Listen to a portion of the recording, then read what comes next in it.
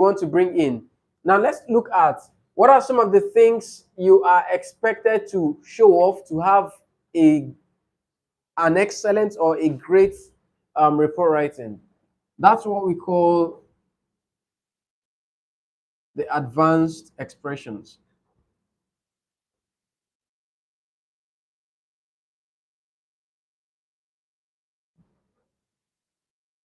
Now, in your advanced expressions, or to show off advanced expressions, you are expected to bring in the linking words, which I'm sure you already know. You are expected to bring in sequencers, and you are meant to bring in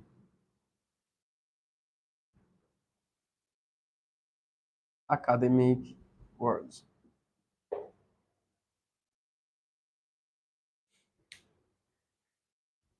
Linking words right here are those advanced conjunction words that's used to join or connect two or more independent or individual sentences together to become one, right?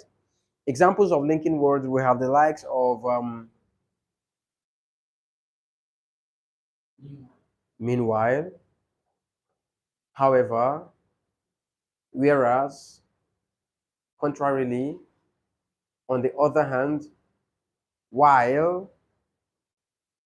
These are examples of linking words.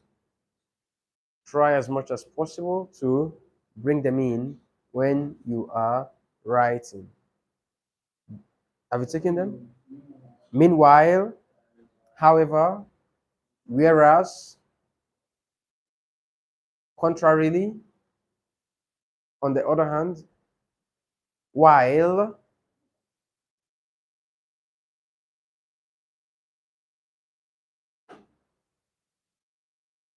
Okay, of advanced linking words that you can bring in.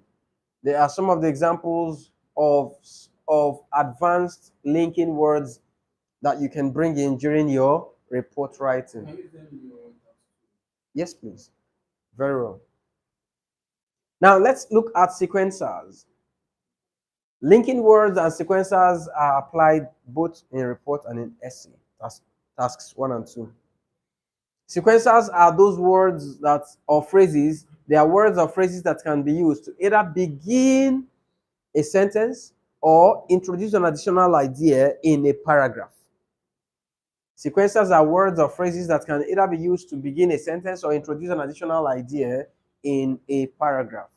So let's assume you want to begin a fresh paragraph, and the first sentence can carry sequencer. So when you use a sequencer to begin that sentence, you talk about all the points you want to drop. And then once you're done dropping the points, you want to bring in an additional point different from the one you've already given. In that same sentence, you begin with a sequencer. Examples of sequencers. First and foremost,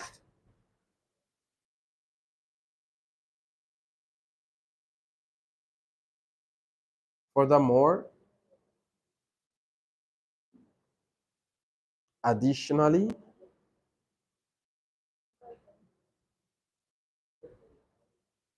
consequently, subsequently, more so, contrarily,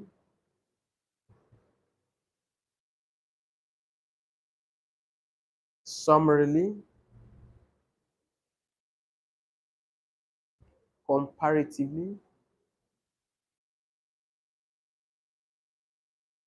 conclusively, in light of the above.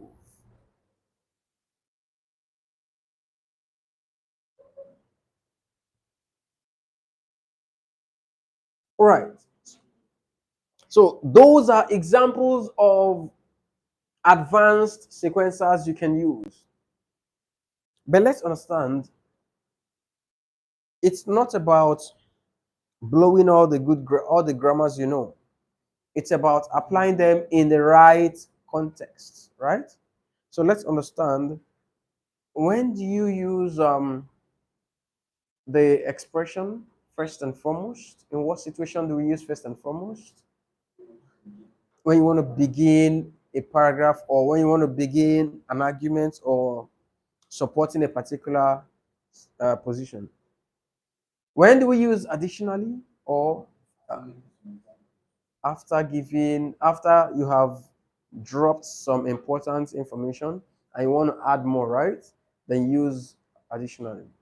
What about furthermore? When do we bring that in? To keep to additional. Good. When do we use contrarily?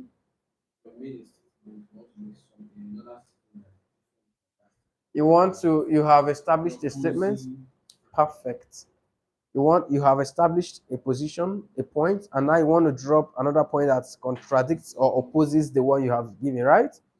Perfect. That's when we use contrarily. When do we use on the other hand? Still in contradiction. When do we say comparatively?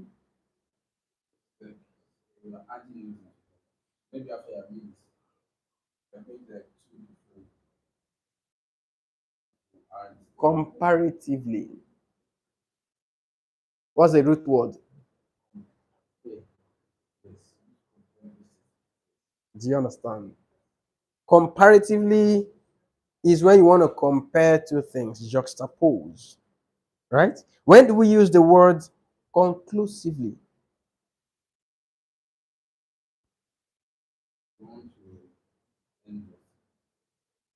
You want to wrap up everything you've written or talked about, right?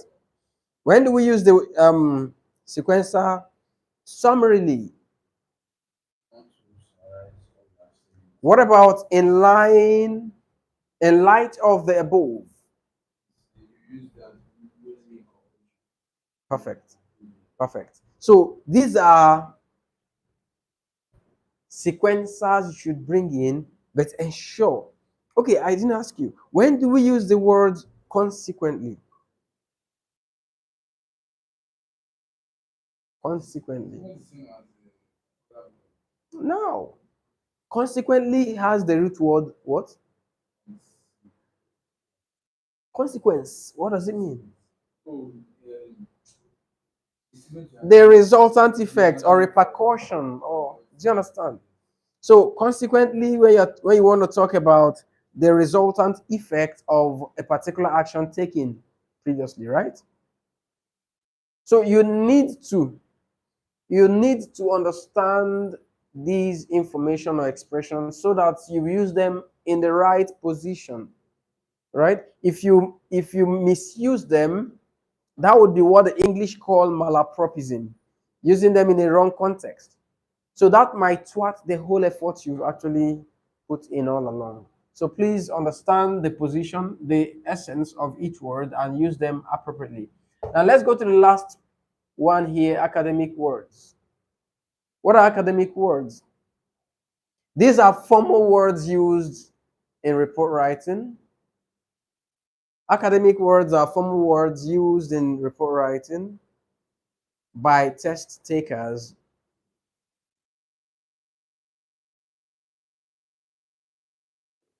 to practically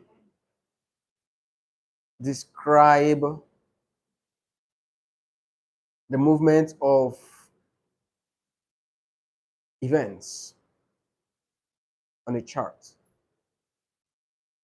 Academic words are formal, advanced words used by test takers to practically describe the movement of events on a chart.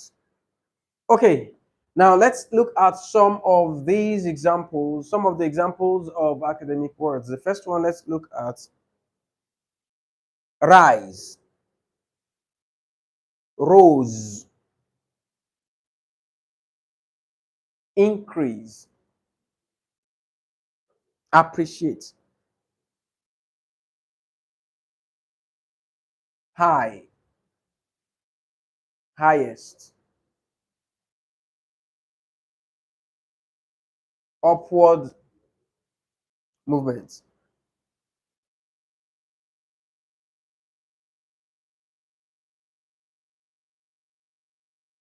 fall, decline, depreciate, loss,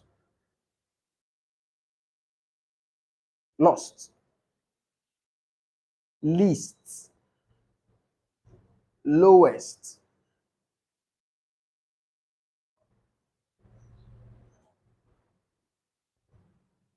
fluctuate, dramatic,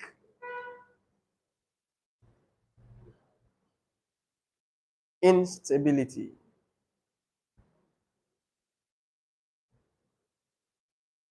skyrocket, trajectory,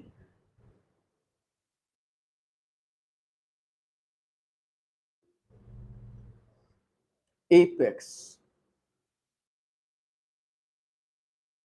climax, zenith,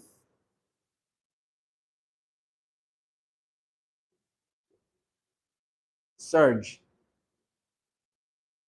significant, remarkable,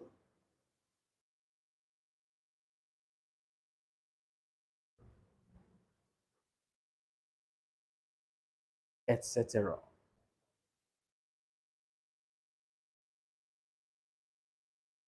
Okay, so those are some of the examples of academic words. You're familiar with those words, right?